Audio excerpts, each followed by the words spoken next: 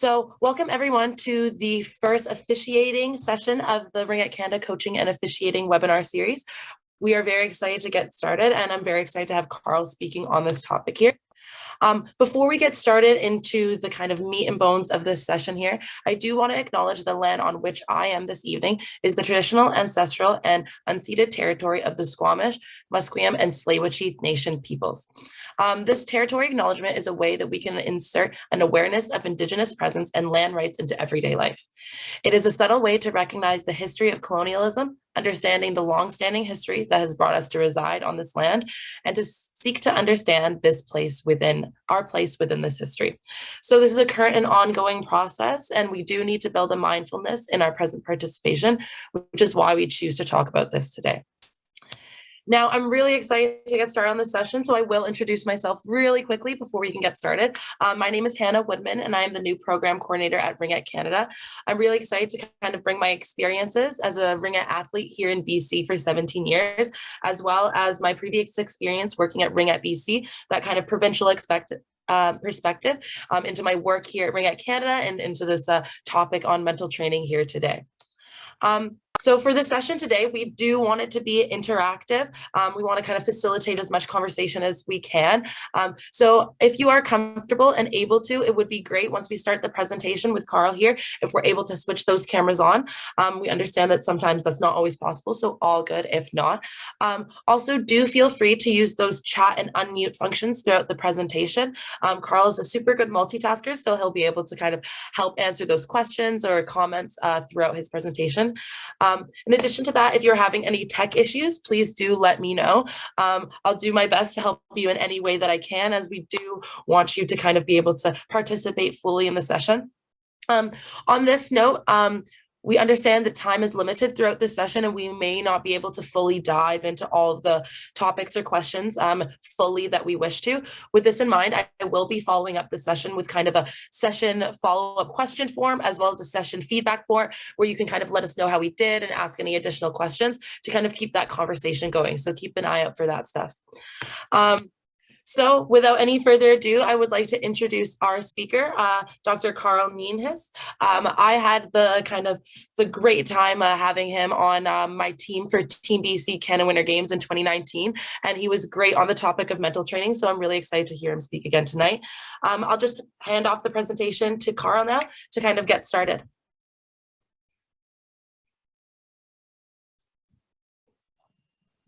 Thanks, Hannah. I'm just trying to find all my buttons to click. Fair. Can I share my screen now? Yes, please go for it. I'll stop the sharing if you're able to then do yours. I am trying, and I am searching, and I am doing. Hey, beautiful. How's that? Perfect. Are we there? We're live. We can hear me? Yep, we're good. Good. And I see people, and I can see people on my screen while I talk, and this is great news for everybody. Hi, everybody from all across the country, I guess. It's nice to see you. Thanks for being here. Thanks for taking time out of your day. I mean, the biggest gift I think you can give someone is your engagement, your time, your attention. And so I'm grateful that you chose to do that tonight.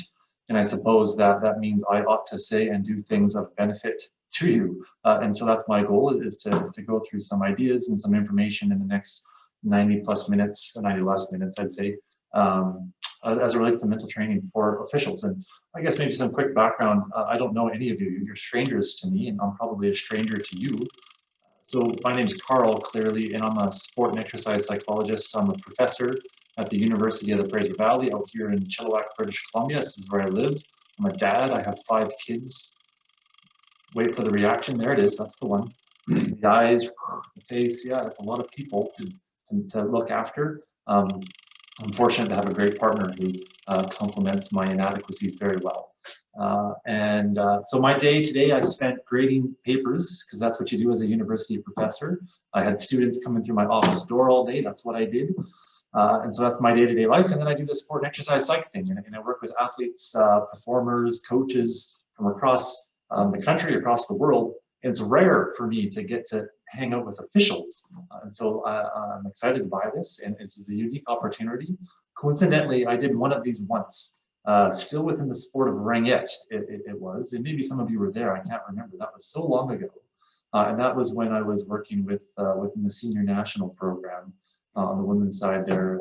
And actually, I just noticed because I was wearing my coat and I hung it up, and I still have hardware from those experiences. Sam Jacks, I don't even remember what events those were. Last couple of world championships with the program. I'm gonna put that back over there. So I don't know ringette like you do though. And I don't know ringette well, but I love it. And I was exposed to the sport first in 2013 as part of the program, and that really got me excited by it. And I've been an advocate and proponent for the sport ever since. Couldn't convince my daughter to do it. Sorry, I tried, but she wants to play volleyball and basketball, which were my sports. So yeah, apple isn't far from the tree, they say. And so what I want to do is explore some themes in relation to mental training for officials. And because I don't know you and I don't know ringette, and it's hard for me to tailor this specifically to your interests. And I did get a little bit of information via Hannah on where you're at, what kinds of questions you might have in terms of trying to improve and excel in your role as officials. And so I'm going to try to hit on as much of that as I can, but it's going to be hard to do it all. And so I'm going to take a broad, sweeping approach to this, and then hopefully there's going to be ample opportunity at the end for questions and interaction back and forth. And surely I'll learn from you, you'll learn from me, you'll learn from each other. And hopefully that last 30 to 45 minutes provides opportunity for that. So I'm going to rip through this first bit, 45 minutes, I think is what it's going to take me. And then we'll open it up for Q&A and conversation. Sound okay? Thumbs up is okay. Hey, there it is, good. So while I'm not proficient in ringette and I'm not proficient in officiating, I do know some things about brains and minds and performance. And so that's what I want to approach this conversation with you. I got to figure out how to make the slides go, because I have 3 screens right now and it's hard to track who's who. Hey, can you see that one? Okay, this is my agenda. This is what I want to do, and it's alliterative, so that makes it easy to remember, right? I want to talk about training, what we can train, how we can train. I want to talk about timing, which means nothing to you yet, but it will mean something soon. And then we're going to go over some tools as it relates to timing, and then we'll wrap it up with a talk, and that's the dialogue that we're going to have. I love alliteration. All of my presentations have alliteration. So first step, training. This is a really simple picture of what you can train. This is true for athletes, this is true for coaches, this is true for myself as a speaker, as an instructor. This has got to be true for officials. And so this is the universal training dimensions that we have. If I'm going to talk to someone or somebody asks me, hey, Carl, what can I train? Well, the things you can train fall into these 3 categories. And so you can train your body, you can train your mind, you can train your craft. This is it. I mean, there's the 4th possible dimension of training your spirit, but the research on that is very poorly explored. And so as far as we know, like these are the 3 primary dimensions of training. So the training of craft, I mean, that's not, the picture looks like we're doing art and we're gonna, draw some pictures. That's not crafting. I guess it is in a way. I mean, the craft is your skill set as an official, right? It's knowing the X's and O's of the game. It's knowing where to be. It's knowing where to stand. It's even knowing how to blow a whistle, for crying out loud. Like, that's all part of the craft of being an official. My craft here is speaking. Maybe an athlete's craft is stabbing the ring, finding open ice, going after your checks, stalking the ring. This is all components of the activity that we do. Broadly speaking, we talk about the techniques and tactics of performance. That's training of the craft. And maybe you have other crafts. I have a craft as being a father. That's a craft. There's a skill component to that.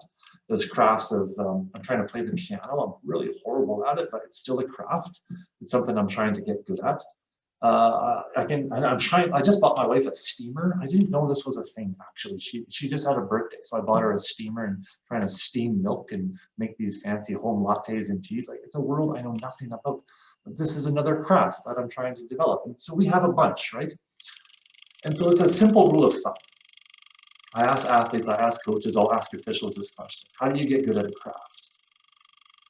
You do the craft. You're with me? Like, if I want to get good at a thing, I have to do the thing. If I want to get good at public speaking, guess what I'm going to have to do? I'm going to have to talk to people, whether I want to or not. If I want to get good at officiating, you're going to have to get on the ice and do it. If you want to get at officiating big, challenging, scary games, guess what you're going to have to do? Sign up for the big, challenging, scary games. If you want to get better at overcoming errors or mistakes as an official, guess what? You're going to have to make mistakes and errors as an official. Otherwise, you're not going to train the development or train the capacity to respond to those situations. If I want to get good at playing the piano, I got to hit the keys. I'm working that little frother, trying to steam, like I'm figuring it out. And so the number one way we get good at crafts is do the craft. But there's an asterisk there, because as humans, we tend to create self-imposed limitations. I can't be good at the craft. I don't think I have that in me. I can't be a dancer. I can't be a good official. I can't be a fast official. I can't be a wise official. I can't be an astute official. I can't be a prudent one. Like, I don't care. You pick the quality. We kind of create these boxes of limitations for ourselves all the time. I can't be a slow speaker. That's what people tell me. You can't be that. Yeah, well, maybe I can if I practice more and I just slow down. And so I oftentimes use the example of dance. I don't know if ring officials ever go to dance parties. I don't know if that's a thing. But if I were to host one and you had this idea in your mind that you weren't a dancer, I don't think you would come. You might come to laugh at the other people that you know are in attendance, but you yourself won't go on the dance floor because you have this idea that you can't be that thing. And so number one starting point for any training in any dimension, recognize you have the capacity to grow. You can get better. If we start from there, at least we're going to be in a position to be effective in our training. Second thing we can train, body. And that's true in athletes, that's true in coaches, and surely that's true as officials. Last night I played ice hockey, and I know ice hockey is not ringette, I get it. I like ringette better, but I played ice hockey, so there. And so last night I played, and it was the first time I played in like a year. Wasn't in the best physical condition to do that, feeling it today a little bit. And so like if I don't condition my body, I'm not going to be optimally engaged in the activity. So that's another thing that I can train. And surely, even as officials, there's got to be a component of physical training that's important. And there's lots of pieces as part of that. It's not just, you know, strength and conditioning and stamina, that's part of it, stability, that's part of it. And it's got to be some training to that. But like, there's other nuanced components of training the body that I know are relevant for your capacity to officiate well. Sleep. Sleep is a big one. Sleep is a primary component of effective physical bodily training. Inadequate sleep is going to impose and create a detriment to optimal performance and engagement. Nutrition and hydration, proper recovery processes, that's all part of effective bodily training. And I mean, this is not a bodily training talk, so we're going to move on from that, but recognize the importance of it. I've seen plenty of athletes and coaches, and surely it's true for officials too, that if they do not take seriously the physical training of the self, along with the pursuit of craft refinery, we're going to be undermining our development and potentiation as whatever performance context we're talking about. But what I do know is that we probably spend a lot of time in craft training. Nods mean yes, right? We're probably doing lots of craft training. You have a series of webinars, I suppose, that you're going to be attending. There's going to be some craft training as part of that, getting better at the X's and O's, the tactics, the technique of how to be effective officials. We probably spend time bodily training as well, to a degree, but maybe we can be better there too, right? Taking more seriously how we sleep and when we sleep, how we eat and what we eat, how we're conditioning our body to be as effective when we're actually performing as the official. But surely that one in the middle is that third dimension of training that I think we neglect. Surely it probably gets neglected within this context of officiating to a degree, because there's probably things you do spontaneously already that are effective. And so we're just going to revisit maybe those things and build upon them as we explore, well, what does it actually mean to train the mind? We know what training craft looks like, fair. We know what training the body looks like, right on. What in the world does it mean to train the mind? And that's what we need to figure out. And so the way I like to express what training the mind means is to consider, I clicked the wrong button, over here, is to consider time. This is the timing. This is the tangent thread I want to pull on throughout this dialogue that we have. And so this is what's really, really unique. And I just Googled some pictures, so I don't know if any of those people are you. It could be. I was very careful to not include faces because I didn't know who the people were. Anywho, this is what's really, really wild about our bodies and our minds. Your body, if this is time, and I'm sure you're familiar with general time. In time, we have a past, we have a present, we have a future. That's about all there is. And the past is representative of everything that has come before this immediate moment we're in. And then there's this immediate moment that we're in, and that keeps changing. And then the future is everything onwards and forwards that can include 5 seconds from now and 50 years from now. And obviously, the further away we get from this moment towards the future, the harder that is to kind of guess what that's going to be like. And so this is what's really interesting about our minds and our bodies. Our bodies are always present. Okay, our bodies are always present and here in a very specific space and in a very specific time. And that's always true. I don't know where all of you are right now. Anybody from like Maritimes? Hey, yeah, represent. Quebec? Ontario? Manitoba? I'm like practicing my Canadian geography right now. Sask, Alberta? Any BC? Oh, you guys are all up so late then. Sorry about that. Okay, so I mean, you have these locations that you're in. That is physically where your body is, and it's currently at that precise time. And your body always is that. Your body is always present. I'm aware that your body was before. Like it was somewhere before, earlier today, yesterday, a decade ago, it was somewhere and in some other place. But your physical self is always here and now. Yeah? My physical self is in Chilliwack in an office. My mind, and this is what's wild, our minds can be in a completely different place. Maybe my mind is still now, but my mind is in a different place. My mind is at home, wondering what my wife and children are doing. Maybe my mind is down the hallway, pouring myself a coffee. Maybe your mind is in your bed because you're living in Nova Scotia and it's, I don't know, 10 o'clock at night right now if you're tired. Your mind can be in a completely different place. But what's even more wild is your mind can be in a different time. Yes? My mind is not always here with me in my body. My mind could be in the past. I could be processing things that have occurred. My mind could also be in the future. You know, I could be processing tomorrow in my mind. What am I doing? Where am I headed? What's going to happen? Maybe my mind is yesterday. Where was I? What was going on? Which mistakes did I make then? What was good about that day? And so my mind can bounce around all over time and all over place. That's wild, isn't it? That's why I love the mind, because we can use that flexibility of our mind for training advantages. But if we want to get to the essence of, well, what does it mean to train our mind? And when I ask people that, I was hanging out with some youth basketball players on Saturday, and I asked them, so what does it mean to train your mind? And they all gave me like, you know, to be confident and have good self-esteem, and be positive, and you know, come back from setbacks and mistakes and feel good about that. It's to be resilient and gritty. It's like, yeah, lots of really great stuff, cool qualities, cool character traits. And training your mind is going to help you develop those psychological skills, yes. But fundamentally, what training your mind is about is getting your mind to sync with your body. That's it.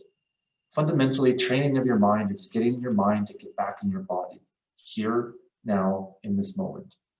And the trick that's got to be with officials is that even within action, within a game, let's say, your mind is going to be shifting a little bit, right? You're tracking what's occurred.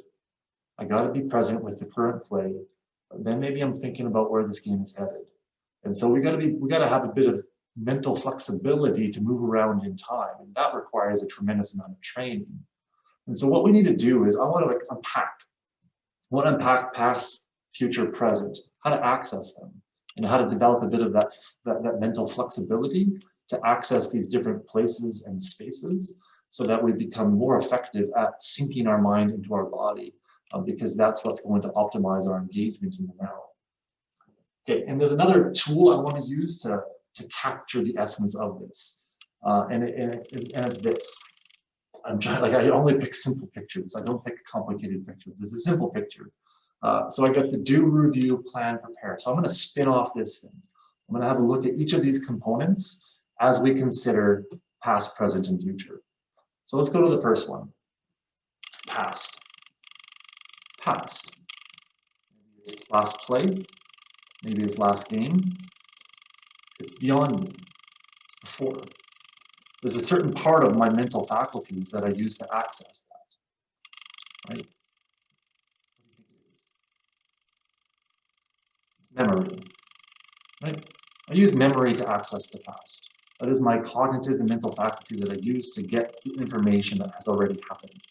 And there's lots of emotional and strong emotional attachments to memory, to past, right? Anybody that's watched that Inside Out movie gets this, right? I love that show because it really demonstrates that solid relationship between emotions and memory. And so our strongest memories are the ones in which we had strong emotional reactions to. And think about your strong emotional reactions as an official. I'm not an official, so it's hard for me to guess, but I'm gonna take a stab. Sometimes we feel elated, feel overjoyed, we feel good about what's happened. Sometimes we're frustrated, or we're discouraged, or we're disgruntled, or we're angry. Like, these are dominant feelings associated primarily with memory, reflecting on things that have happened. Unfortunately, those things wreak havoc in our requirement to be present. And if memories can override our need to be present, we're going to be feeling angry, discouraged, frustrated, even happy, which we think of as a generally a positively associated emotion. But it can still distract us from our need to be engaged in our immediate moment. And so that's where this review piece comes into play. Obviously, the do on the top of this circle is mind and body harmony. It's when our mind and body are connected, is when we're actually doing, we're executing, we're present, we're engaged, we're alert, we're here, we're now. That's where we want to try to be as much as possible as a performer, as somebody executing any kind of skill. Oftentimes, instead, what we're doing in the do stage is we're thinking, right? And we're remembering. Oh, last play, last game, and I get down on myself, I made a mistake, coach gave me feedback, evaluator gave me feedback, now I'm crapping all over my own head, right? I'm getting angry with myself and I'm discouraged. Like, if you spoke to if you spoke to other people the way you speak to yourself, like, you would be embarrassed. I know it, right? Because I speak to myself like I'm my own worst enemy. Right? We don't have great internal dialogue with ourselves, and like the research is totally whacked on this, and it's all over the place. And like, the numbers range from 6,000 to 50,000 thoughts in a day. Like, I don't care what the number is. Like, you have a bunch of thoughts in a day. Let's say it's 6 to 50,000, whatever. Like, how many of those thoughts are actually helping you? How many are actually constructive? How many tear yourself apart? How many are destructive? Right? It's not about positive thoughts or negative thoughts. It's ones that actually help you, the ones that actually point you in the direction you want to go in terms of growth and development. And so oftentimes we're thinking during the do stage because we fail to review properly. You've just officiated a game. Game is over. What do? You go to the dressing room, you crack a beer, you throw a couple down, and then you get on with your life. I know, right there. I've been there. Actually take the time to reflect. How'd that go? Where was I on? Which calls did I miss? Which calls were the right calls? And fair enough, some of that debrief happens inorganically, right? It's informal. But here's a proposition for you. Formalize it. Make it intentional. If you find that you're experiencing out-of-sync mind and body in action, chances are you're not effectively debriefing adequately. And so here's a simple picture of what adequate reflection can look like. It's not revolutionary. It's very simple. You got to write it down. You actually have to process your experiences. If you find that you get overwhelmed and overloaded with feedback, whether it's positive or constructive, are you actually writing that stuff down to process it? Or are you ruminating, catastrophizing, replaying? Because that's what we do. Something happens, and I replayed the example, the story in my mind over and over again. Our brains do that automatically because we're trying to recognize patterns in life so as to avoid future outcomes. Right? And so whether or not something happened once or 1,000 times, the more you process it, the more reaffirmed that thought pattern, that cognitive process is going to be. I'll use an example. I have a whiteboard. Can you see my whiteboard? Can you see that? I forgot about that. Wow. Check it out. Impromptu adjustments. I have markers. Who knew this was going to be so dynamic and fun, right? This whiteboard represents my brain. Look. I have a dot. That's a brain cell. You don't need to see it. You just have to understand the concept. In my brain, I have like 100 billion of these brain cells. So do you. Maybe you have fewer. I don't actually know. But give or take, you got like 100 billion of these things. And here's one. There's one. There's one. I got lots. I got a few. And do you know what brain cells want to do? They want to connect. They just want to link up. Just like I have kids. So my kids, they play the connect the dot game. You know the connect the dot game? Right? Number 1 goes to 2, goes to 3. Like it's a simple rule. 1 dot goes to the other dot. That's it. Second dot. Your brain's kind of like that, except for 1 dot can go up to like 10,000 other dots. Right? So that's what is that? 100 billion times 10,000. I don't know. You know what that is? That's an unlimited capacity for learning. It's unlimited potentiation. That's what we are as people. And so we have these dots, right? And so let's say for simplicity's sake, I'll tell a story. It's not a ringette story because I don't know ringette, but you can apply this to ringette. So I live in a house, fortunate enough. And a while back, I had, like when I first bought it 6 years ago, we had a flood. So it poured rain, huge rainstorm. That's my rain, it's my rain dot. That's my brain cell that processes rain. And so I had this horrible rainstorm. It just deluged. I was in Calgary Airport actually at the time. I think I was actually coming back from a ringette camp. And so I was at Calgary Airport, and my wife calls me on the phone and she says, "Hey, Carl, there's a rainstorm, epic rain." And I went in the basement and it flooded. The basement flooded. And it caused damage. Those dots are connected. The rain is connected to the flooding is connected to the damage. How do you think Carl felt about that? I'm 5 hours away in commute because of air travel and all this stuff. Okay, this is my angry brain cell. I'm angry. I'm choked. Right? I'm seeing dollar signs. Here's my dollar sign. My dollar sign brain cell. Right? And so I got these brain cells and they're starting to link and connect. And so this is what happens with our brains, is I have these experiences in life. And this was my experience in my life. And then I'm sitting at the airport waiting to travel. And I'm sitting there and I'm thinking, and I keep telling myself this story. The rain fell, causes damage. It's going to be horrible. I'm going to be out of cash. Double mortgage in the house is going to be a disaster. I kept telling myself this story. I was ruminating, repeating, over-processing, over and over and over again.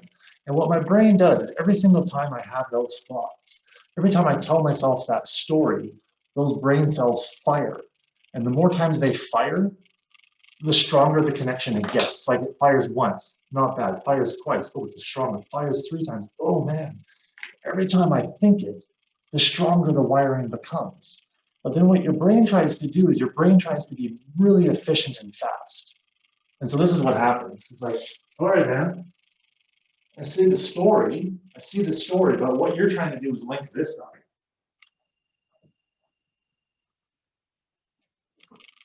So what do you think happens every time it rains here? I get angry. And I live in BC. You should see this past 2 weeks. It's been a disaster. I'm a mess. I'm so angry. And then I go outside in the streets and I'm like, why is it raining? And then my neighbors, they look out at me across, through their windows. And you know what they think? They think this guy is crazy. This guy's a lunatic. But here's the thing. My emotional reaction makes perfect sense. It's logical. It's rational. It's not irrational, it's rational based off of the story I've been telling myself. You're with me? The more times you tell yourself a story, the stronger the wiring is going to get. What I failed to do was properly reflect on the accuracy of the experience. I didn't get the data right. The data was wrong. And so my emotional responses, I don't appreciate those. And so what I need to do is I need to rewire this experience. And that's what learning is. Learning is rewiring the experience. Hey, rain. What else can that link to? I don't know. Green, flowers, rainbows. I got a vegetable garden in my front yard. That does really well with lots of rain. Puddles, my kids love puddles. And I can link that thing, that rain, that whatever, to any other idea, any other experience, and then create a new emotional response. I don't know what your rain is. You made a mistake? Coach got angry at you? Evaluator gave you bad feedback. I don't know what it is, but what do you link that to? You're inadequate? You're never going to get the big shot? You're discouraged. Like, we're going to have all of these reactions to the events in our life, but what we need to appreciate is that there's a gap between the brain cells. I get to choose the response.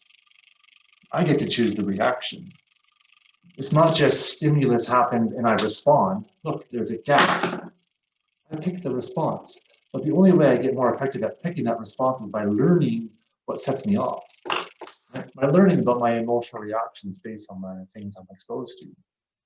Mistakes has got to be a big one. Failure, inadequacy. And we link these things all together. And then when we do that, we start to function in ineffective ways. And so what's the review about? Well, the review and looking at the past and using our memory is about trying to take the experiences we have in life and reflect on them. Hey, what worked? Where was I good today?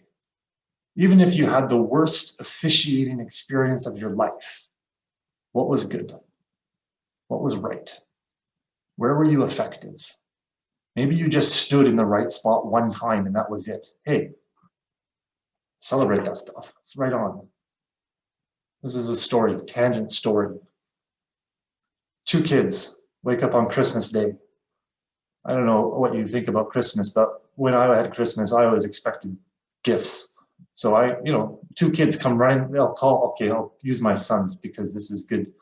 Gavin and Theo, they come running downstairs. Don't tell them this story because they'll be angry. So Gavin and Theo come running downstairs and Gavin and Theo, hey, Christmas, like, where's my presents? Where's my stuff? And I say to Theo, over there, in that room over there. And he goes and he finds this big, big pile of toys, new ring out equipment, new balls, new bikes, Lego, everything this kid would ever want. And he looks at it, he looks at me and says, well, that's all I get. Typical Theo.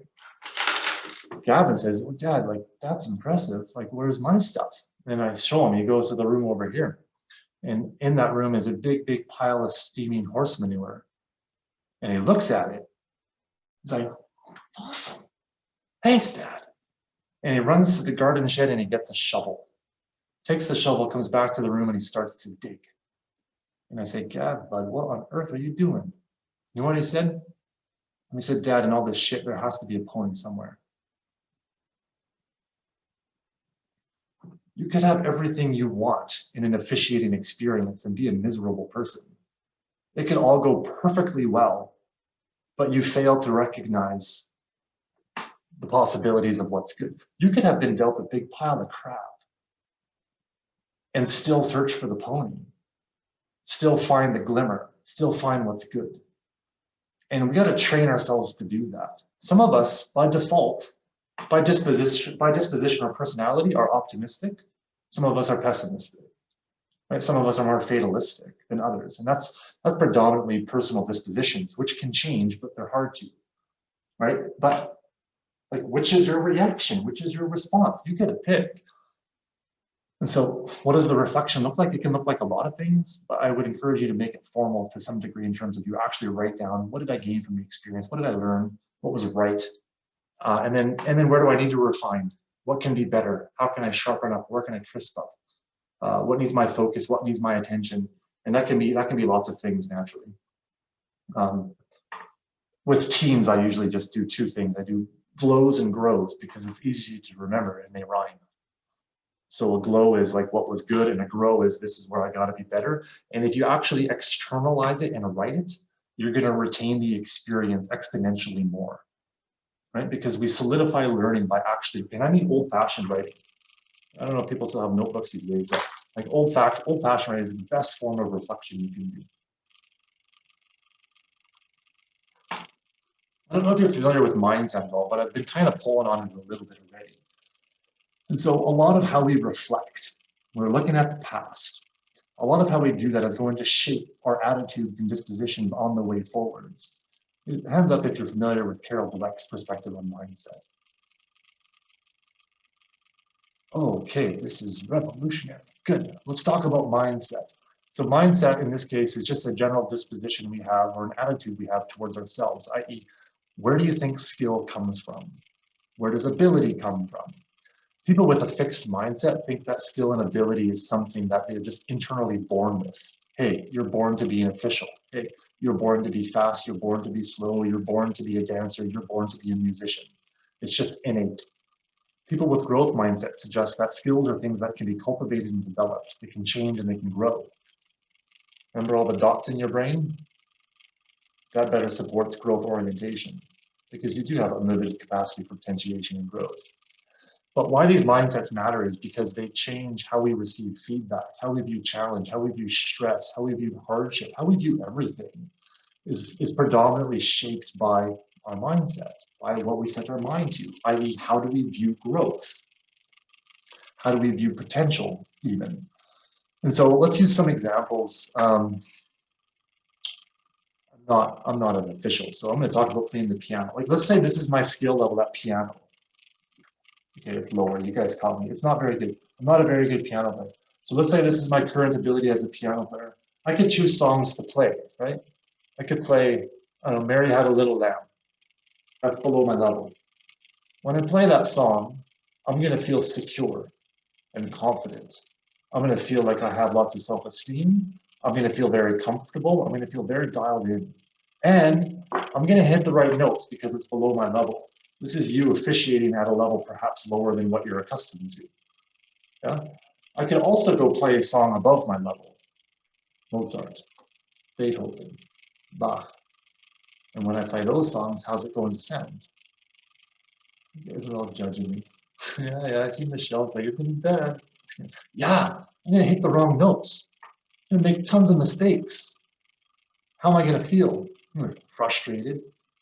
I'm gonna be discouraged. Maybe a little bit afraid. Insecure. Confident? Not a chance. Doubtful. It's gonna be in there. And so I have that choice. Play the easy songs, play the hard songs. Feel comfortable here and feel uncomfortable here. People with fixed mindsets, they like to do this. Thank you very much. This is my space. Fixed mindset people are going to do the things that are easy for themselves because it's going to retain a sense of internal stability and identity and character. People with growth mindsets recognize that if I want to grow, I need to do the hard stuff. I need to expose myself to challenge and difficulty. I need to expose myself to threat because that's how I get better. Right? So for you, I don't know, maybe that's officiating games that make you feel uncomfortable. Maybe it's going up to a coach to confront them and that makes you nervous. Like all those sorts of things that we feel edgy about. Unless it's like life and death situation, that edgy feeling simply means you're about to learn. It simply means you're on the pathway for growth. Right? It's a simple rule of thumb. In that sense, fear is a compass, right? Fear is a compass. Like if I'm in the woods and I feel afraid because a mountain lion is chasing me, like pay attention and do something about it, right? But if I feel afraid because I have to have a hard conversation with somebody, yeah, is that your life or death situation? Or is that just a place for growth? Because it's one of the two, that's how your brain views it. And most of the time, what your brain actually thinks in those situations is not that your physical life is on the line, but that your social life is on the line. Your perceived sense of self is on the line. And we think we have to retain that. But that's where we grow. Growth mindset people get that, and they're willing to move into that space. Fixed mindset people are terrified of that. And that attitude completely changes how we not just do challenge, it changes how we apply effort, it changes how we do feedback. What does it say? People that have fixed mindsets, they get feedback, they take it defensively. Hey, I have this view of myself, I'm always perfect. Now you're giving me feedback and that shatters my belief of myself?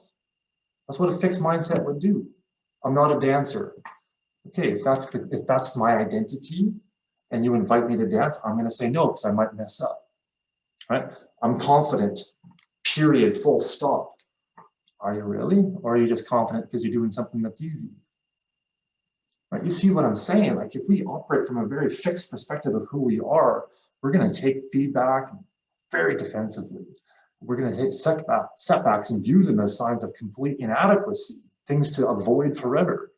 But growth mindset people, they crave feedback. Why? It makes me feel uncomfortable, but it certainly can help me learn. They've done these studies with kids. It's pretty fascinating stuff.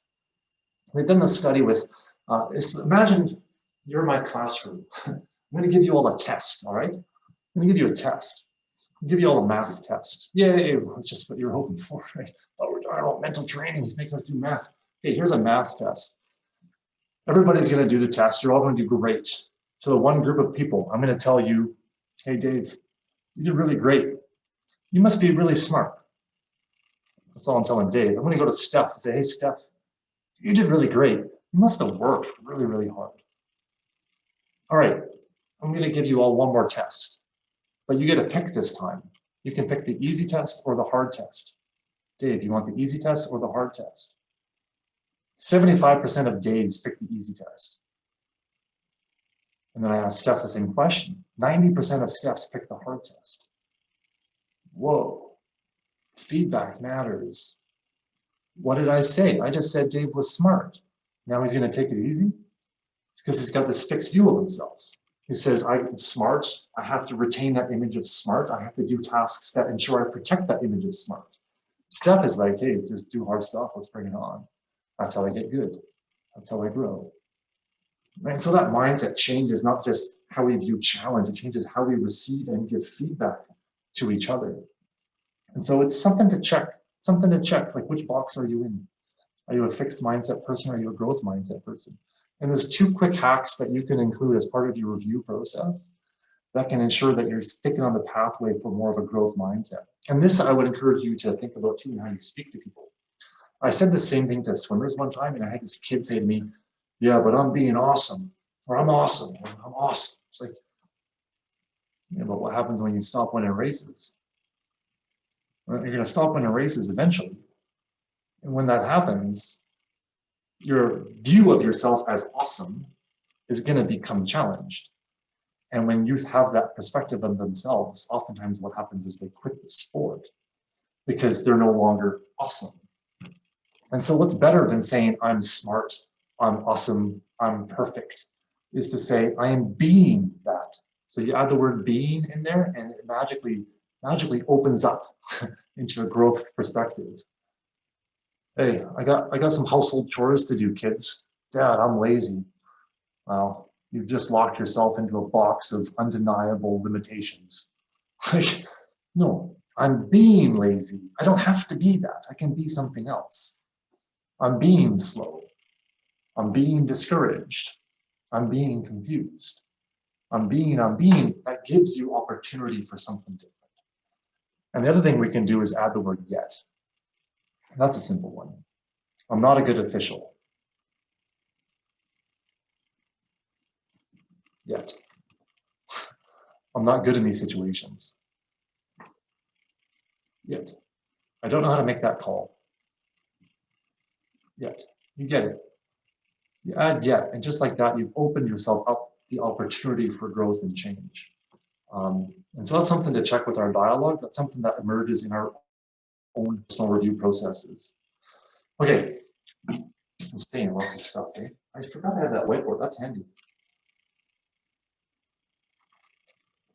How are we doing? We doing okay? Thumbs up? Nods? People are still awake and alert, except for the people with the black screens. That's okay. Okay, timing part 2, future. We went past, let's go future. I use memory to get to the past, right? How do I access the future? What part of my mental faculty do I get there? You know what it is? It's imagination. Imagination. That's how I access the future. Tomorrow, where are you going to be? I don't know, at home, hanging out with my kids, teaching. How do you know? I don't know, I look at the data from the past, and based on that, I can reliably predict what's going to happen, but it's still exactly that. It's a prediction. I'm using my imagination to make a guess. Yeah, and fair enough, like the closer you are to the immediate moment, the more accurate that guess is going to be, right? 50 years from now, where are you going to be? I don't know, I probably won't be here, right? 5 seconds from now, where are you going to be? I'm going to be here.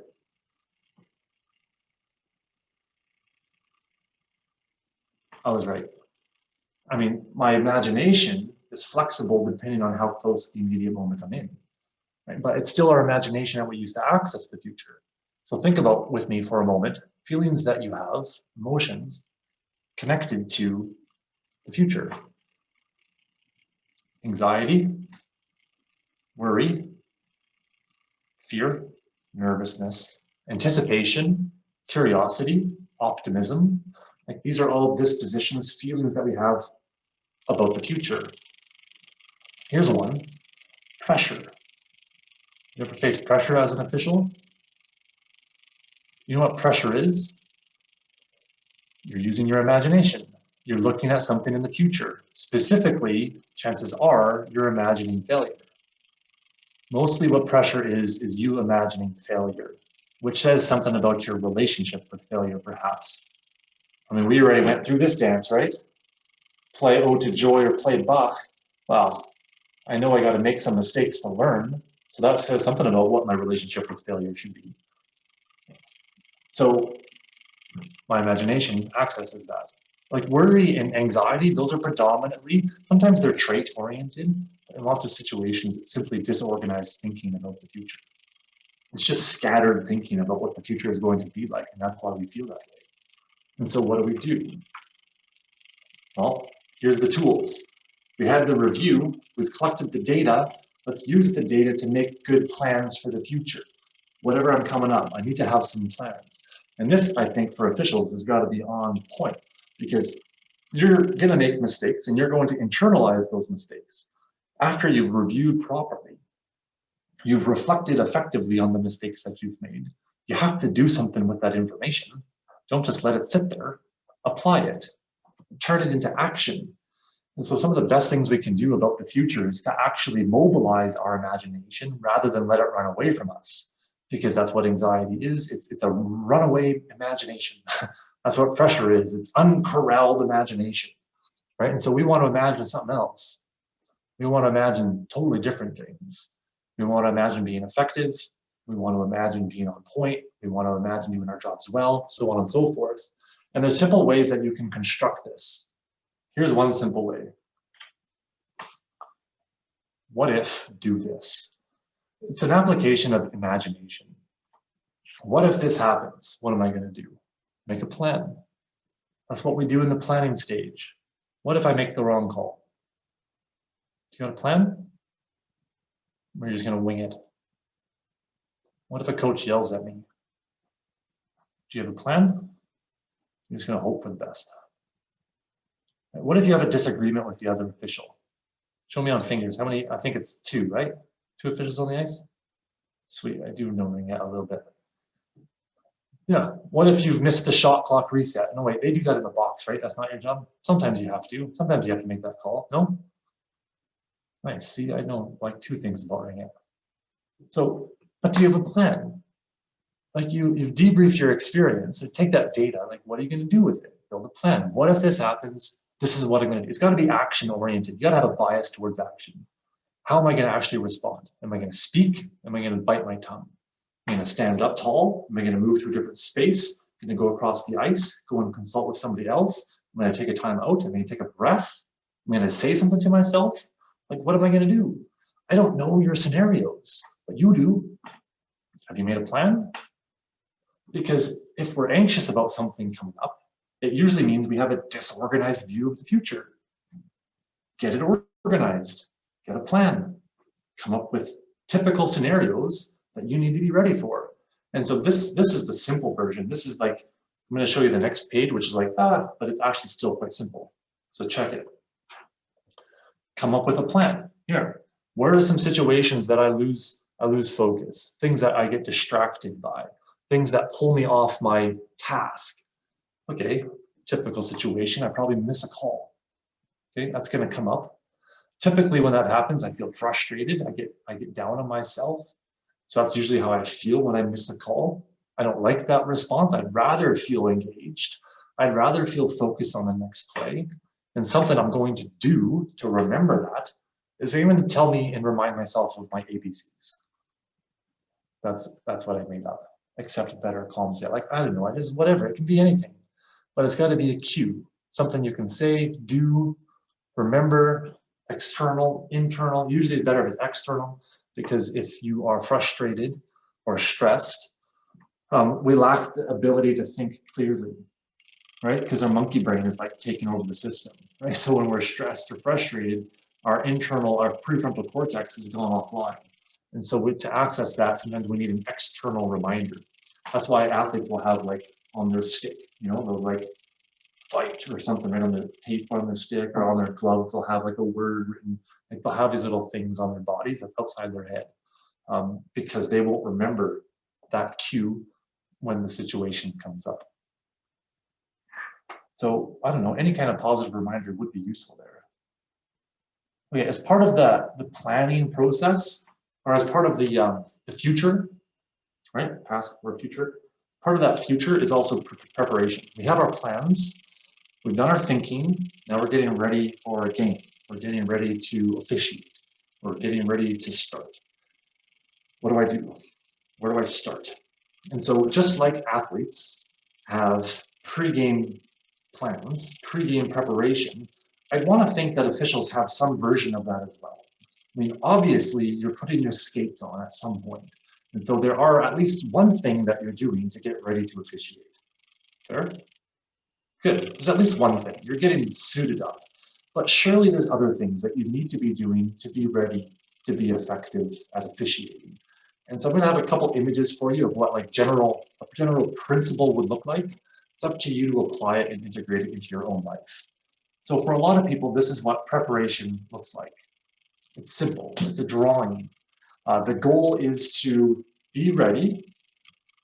Ring goes, whistle starts, off we go. I want to be ready, 100% ready for that moment.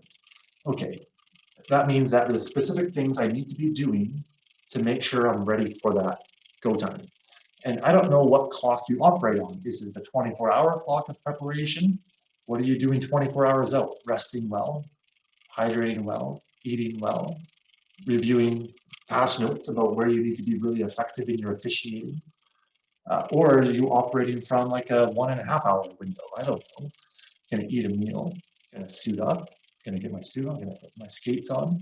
Like we're gonna do all those physical things as part of our preparation. And that's all part of our physical prep. I call it our physical stretch.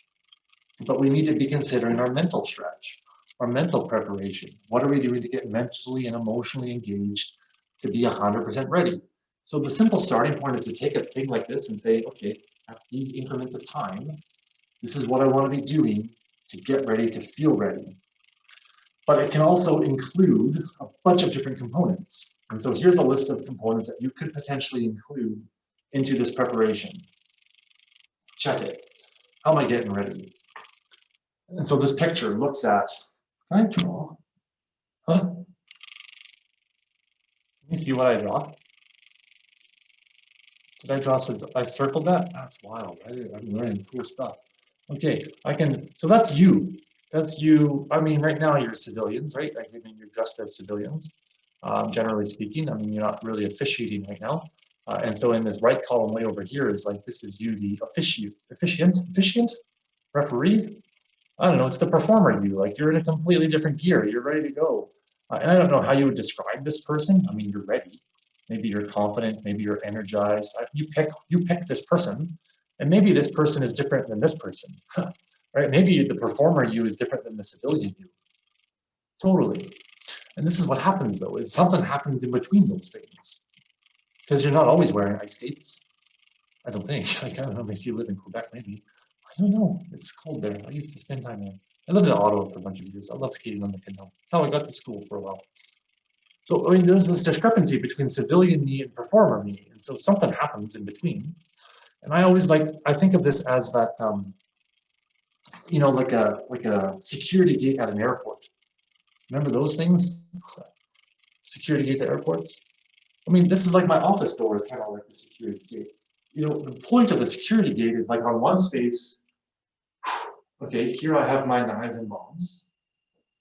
Here I don't, because the security gate prevents that from happening. Like there's a transition. There's a transition from one space of life to another space of life. And so doorways are like that. Referee officiating rooms are like that. Maybe the gate to the ice is like that. Like there are these little thresholds where I transition from civilian to performer, or from civilian to the person officiating in this game. And so I don't know what's part of your preparation. I don't know you. So these are kinds of things I might do in my preparation. I'm going to have a physical prep. I'm going to get activated. I'm going to move my body, right? I'm going to increase my range of motion. I'm going to include some of these activities because they're going to be essential to my overall preparation. All this stuff. And a rest. Maybe that's within a 24-hour clock or a 1.5-hour clock. Well, what about mentally? Do I have goals for my training session? I don't know how it became an error, but that's pretty cool. Do I have my refocus strategies and my reminders? What am I doing with those? Where's my energy at? We didn't unpack this. That's a whole other nugget, but this is the main one that you probably need. What are my refocus plans and strategies? Have I harnessed those and developed those in preparation for this match, for this game? And so you pick your preparation routine, but if you don't have one, you're going to be stumbling into your role as an official. We don't accidentally become good at something. We intentionally prepare to be that way. And so if you want your mind to be fully engaged in your task on the ice, it's important that we clarify what this transition looks like. And if you have questions about these other items about imagery and perspective and energy management, we can unpack that. Like, there's lots of things you can do to get mostly mentally prepared. Like memory accesses the past. Imagination accesses the future. Are those drawings still on the screen? How do I remove them? Like that. I'm learning. See, I'm in the stage of learning right now, like we all are. Present. Huh. Memory. Imagination. My mind can be in all those places. How do I get my mind back here? How do I get my mind to sync up with my body? On the ice, my mind's going to be all over the place, and perhaps rightfully so. Sometimes I'm going to access my memories. Maybe I'm discouraged, so I have to remember being on. Great idea. Maybe I'm feeling anxious about something coming up, so maybe I need to rein that back in to lock my mind back into my body. You know what it is? I use memory for that. I use imagination for that. I use sensation for this. Sensation. Sensation. Look, smell, hear, feel. And that's probably, don't taste because the rings are disgusting, they're rubber. But like, it's a kinesthetic awareness. Be in your body. Feel the weight of yourself on your skates. Feel where your hands are. Take a breath. And the breath is probably the most powerful tool to sync up your mind back into your body. Because gratefully, your breath usually takes care of itself. Tangent. I just read a book called Breath. And here I thought I was like bad at, I know I'm bad at lots of stuff, but I thought I had breathing figured out. The book basically told me I'm a bad breather. And that was discouraging because like, I thought I knew it. I thought I at least had that figured out. Anyway, tangent back in. Breath. Breath is a pretty effective tool to sync up your mind back into your body. And some of the tickets there are exhale long. If you're nervous, for example, I'm in imagination land and I want to get my mind back. How do I do that? Sense with my breath. And the trick is to make sure you exhale longer than you inhale. If you exhale longer than you inhale, you're going to activate your parasympathetic, which is your rest response in your body, and that's going to activate your rest a little bit more. And here's another fun tangent. This book, it was great. The book's called Breath, if you're interested in reading. Super fascinating. And they said this thing in the book, and I thought, baloney. And then I researched it, and it's like, okay, it's true. And I don't know, are you familiar with rest and digest versus fight and flight responses in your nervous system? Okay, so these are like two basic different responses we have in our, like my ability to breathe, and my heart rate, and my digestion, and my reproductive system, like all of that stuff regulates itself. I don't need to think about it, it's involuntary. And so there's two different involuntary mechanisms. One is based on resting, and one is based on responding. That's the fight or flight. And this is what's wild. Like when we're stressed out, that responding one, we call it the sympathetic system, is highly active. When we're resting, we call it the parasympathetic is highly active, and the sympathetic is less active. Like both are always active, just to greater or lesser degree. Revolutionary thing I learned. Left nostril is associated with parasympathetic activation. Right nostril is associated with sympathetic activation. Translation, left nostril is associated with more rest and relaxation. Right nostril is more associated with stress. So automatic application, I don't know if you're going to do this on the ice, you're freaking out, you're upset.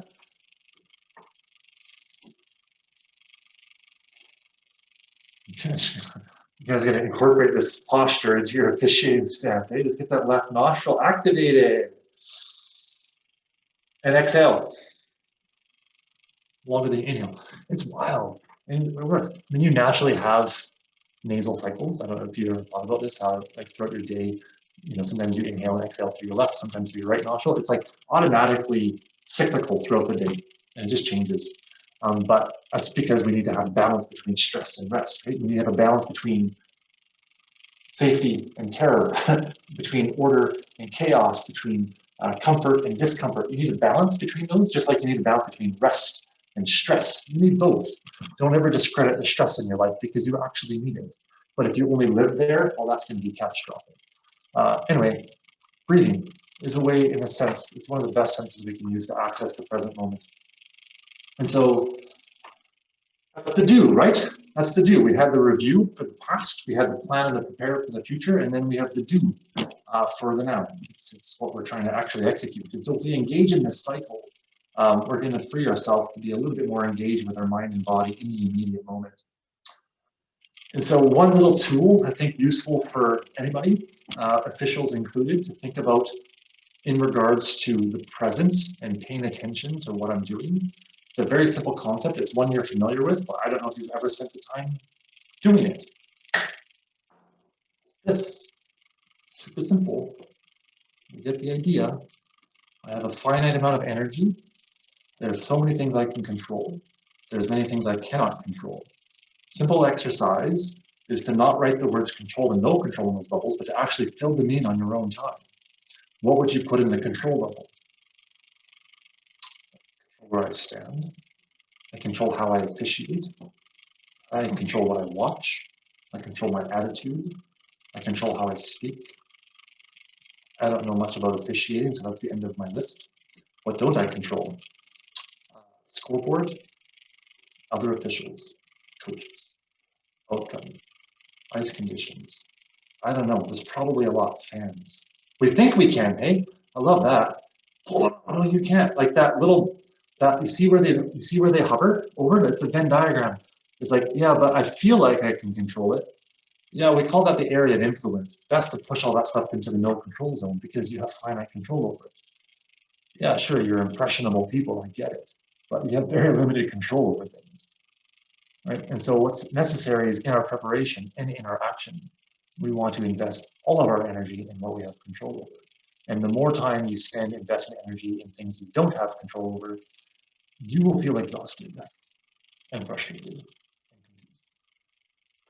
So we all have that tendency, I think, to a degree, to invest energy in the wrong bubble.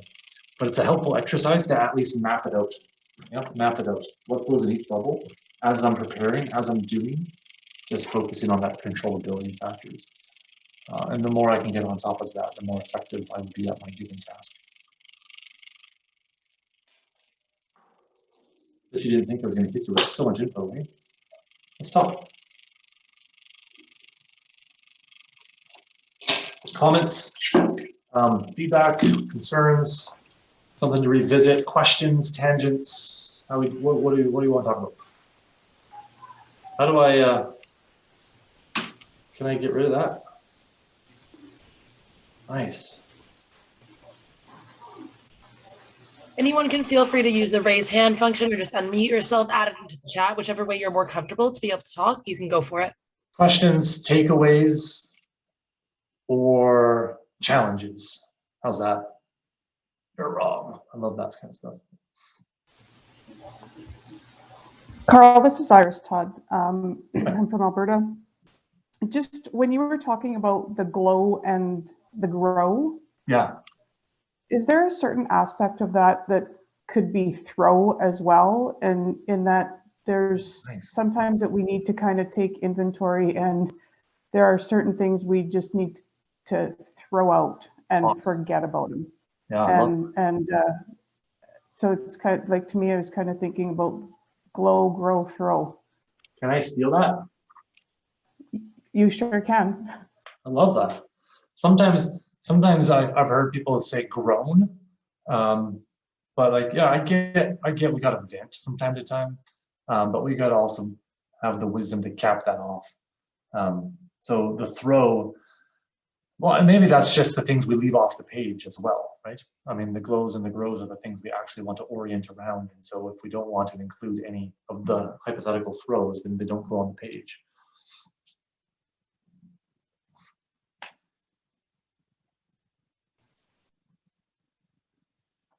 It doesn't start with a G, Iris. That's the problem. Remember, alliteration. Well, I got the OW part right. You can feel free to unmute yourself, Amy, or you can just add it into the chat and we can use it there too. Okay, perfect. Sorry. Thank you, Carl. I thought that was excellent. And I know I've been talking with Iris and Hannah a lot about how important this is in officiating, and hopefully we can convince Ring at Canada that I think there needs to be more exploration on some of these topics.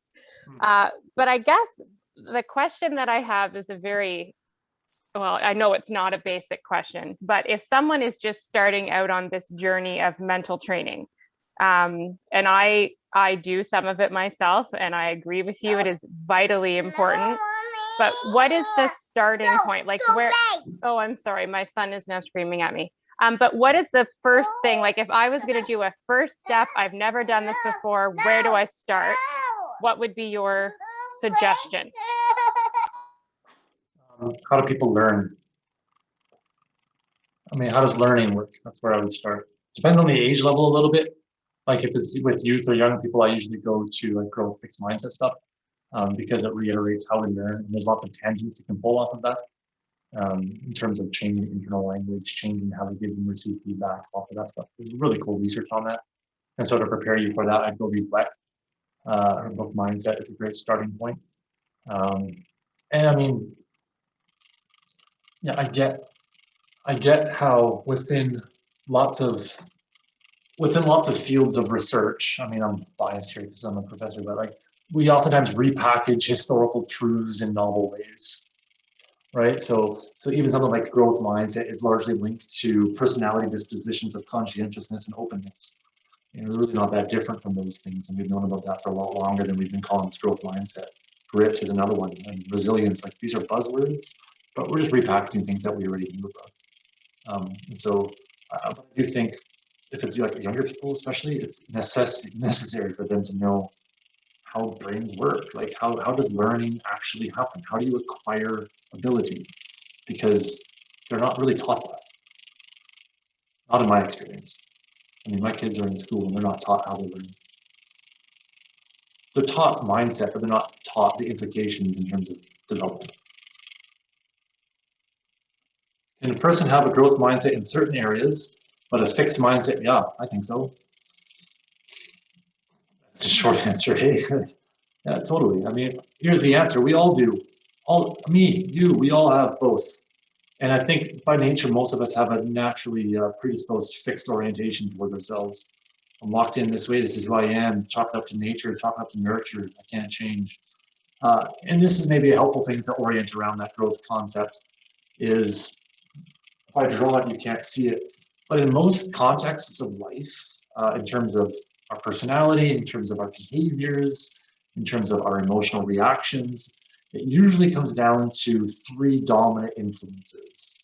And so I always talk about like the three pieces of the pie that make up you, like in terms of how you feel, act, think, behave. And one is genetics, and that's about a third, roughly speaking. Like it's a bit of a sloppy pie, but it depends on the thing. But like let's say body composition, even, yeah, like 25 to 40% of body composition is genetic, right? So there's a DNA and a genetic influence that wires and makes you up. Then obviously there's a past influence one, like a nurture. So that's like the nature of the nurture, right? So the nurture is predominantly what's happened to you before you ever turned 4, which is pretty substantial, but still other past experiences too.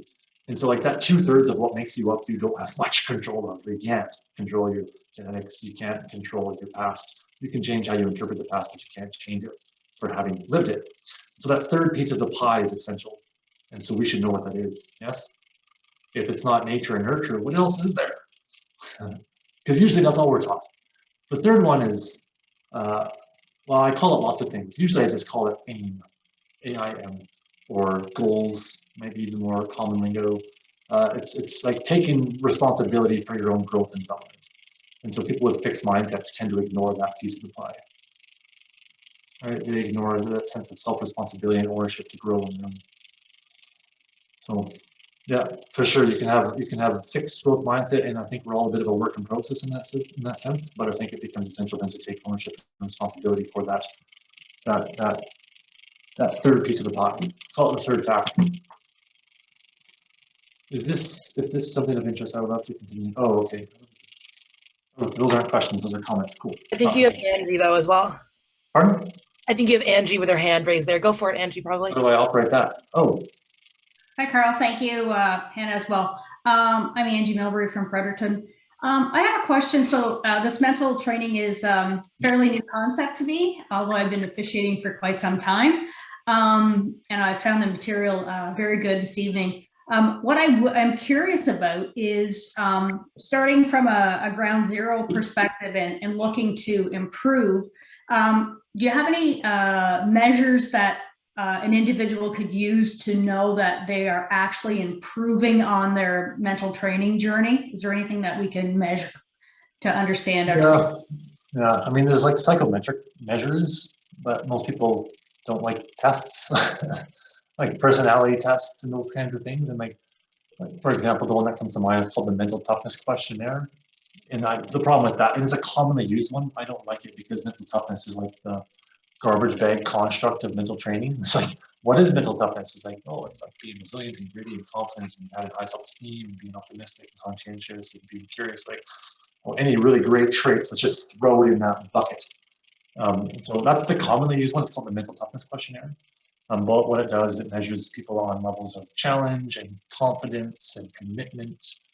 And so I think a lot of that tends to be more subjective than objectively measured. And so for a lot of people that ask, how do I know if I'm growing? Well, A, am I failing? Because that's usually a sign I'm exposing myself to something new and I'm struggling along. That's where I think the skill of reflection is paramount, right? Ongoing reflection is, I think, a fairly effective and discernible way to evaluate your own individual growth, because you can look back at your volumes of reflections and say, hey, remember when I made those mistakes? Guess what? I don't make those anymore. I totally forgot about that. So I think reflection is probably the most important one. And if you want like examples of like psychometric analyses and tests that you could do, I mean, I can share those, but most people that are on this journey, they would never do that. That's more for like research geeks like me. Yeah, no, I like the concept of keeping it simple.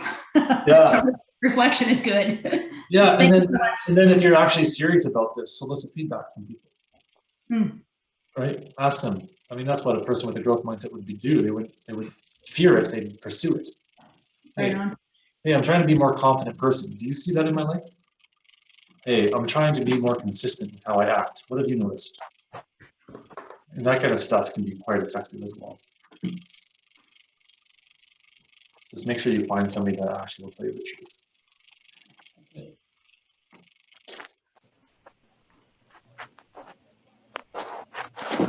Carl, this is Iris Todd again.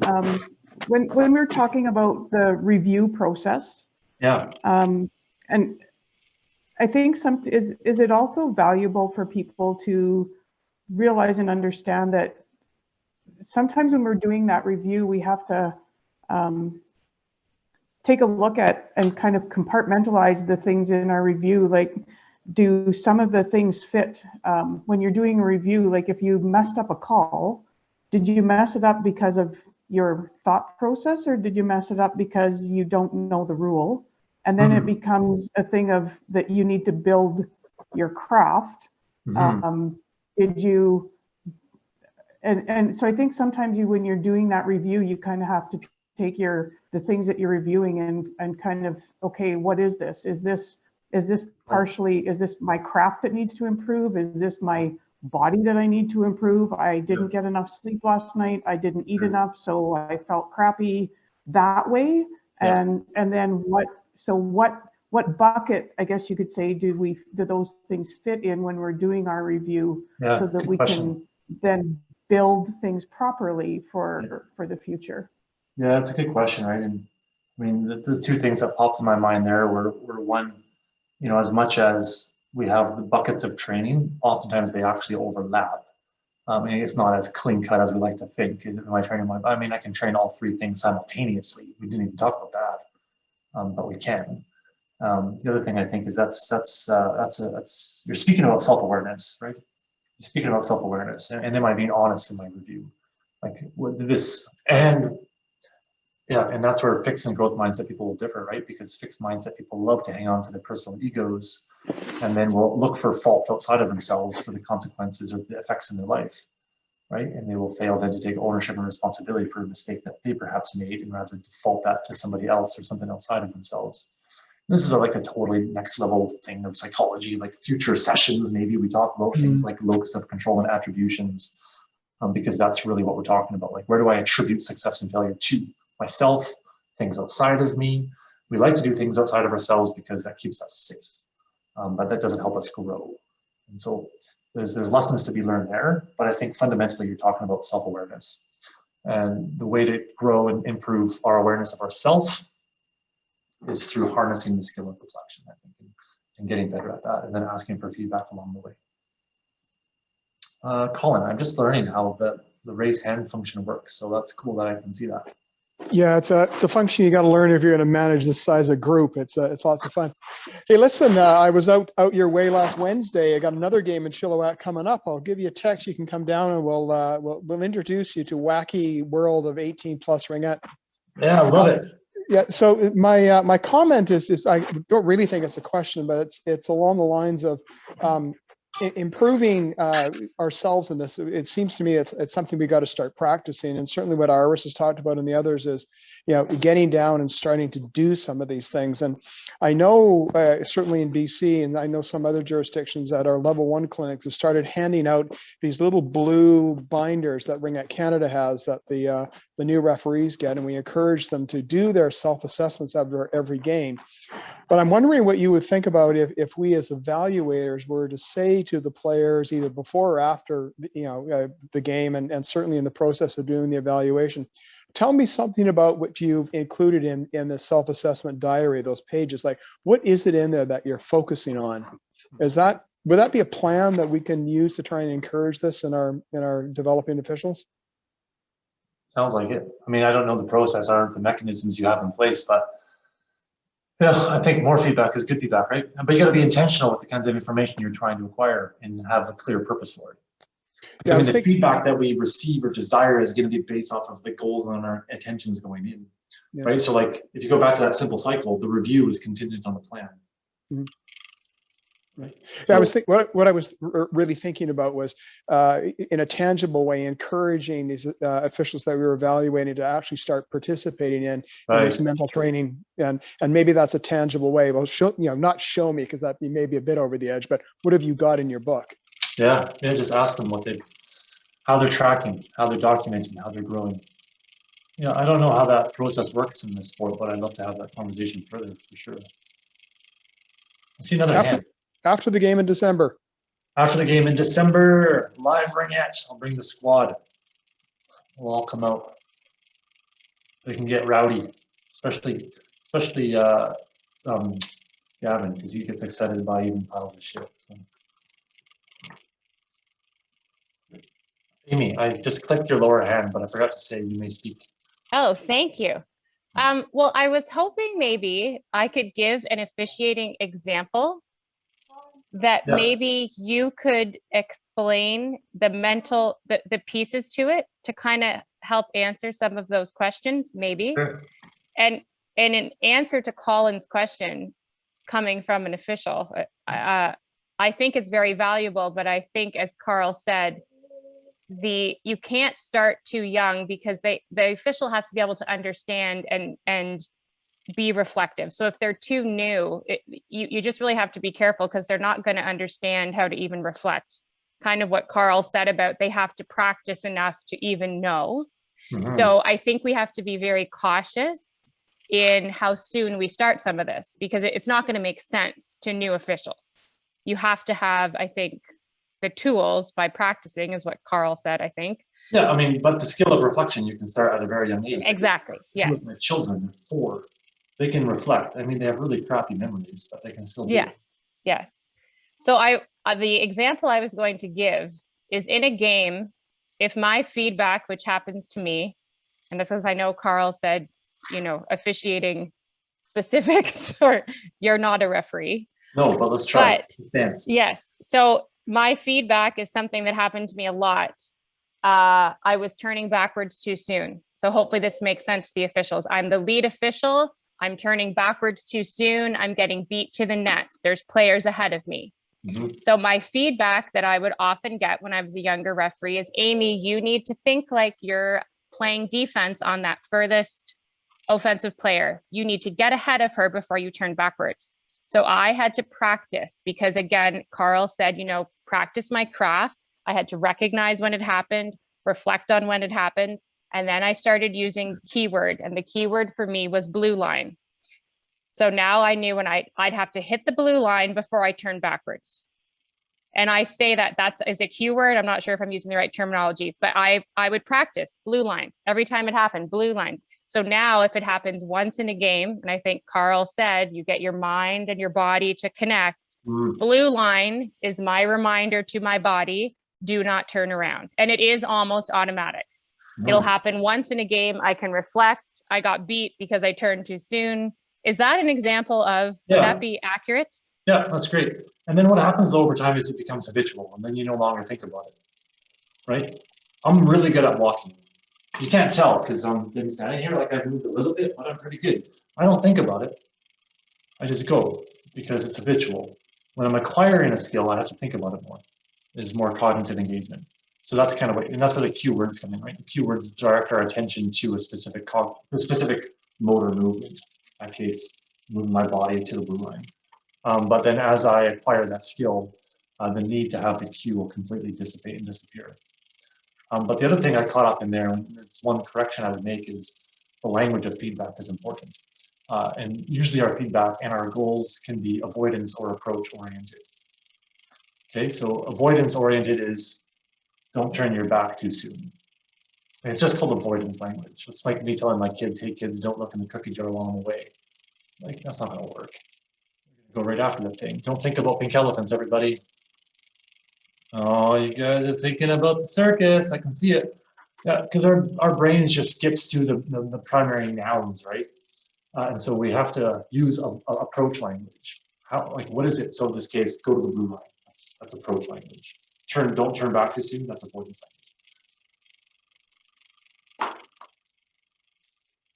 Also 6:30, so I don't know if there's any other questions or comments. I want to respect all your time, so. Yeah, if there's anything else really, really pressing, I will say that we'll like allow maybe like one more. But other than that, we do have I will be sending out like a question follow-up form and a session feedback form, and then we can kind of continue to keep this conversation going. Seen that like a lot of people are super interested from about this topic from the side and of officiating. So with that in mind, I'm hoping that we can kind of develop this a little bit more and kind of continue to have these sessions. So if there's not anything else, I'll kind of give you guys a moment here if there's anything else. Okay, awesome. So we'll finish off this session for tonight. Oh, Emmanuel, do you want to go ahead? Oh, bye. Okay, perfect. Gotcha. These are the They're waves. waving. They're waving. We're Clapping. Gotcha. Oh, we're Oh, clapping. clapping. We're clapping. Is there a clapping Awesome. function? Okay, so thank you guys so much for being on for this session. We hope that it was super worthwhile for you. Carl, thank you so much for being such a great speaker. It's a joy as always. Again, I'll be sending out some follow-up forms and some follow-up resources following this session. We're really excited to hear from you guys, so thank you guys so much. I'm going to close off this session now. Please do let me know if you have any questions or anything to follow up with. Have a good evening, guys. Thank you so much.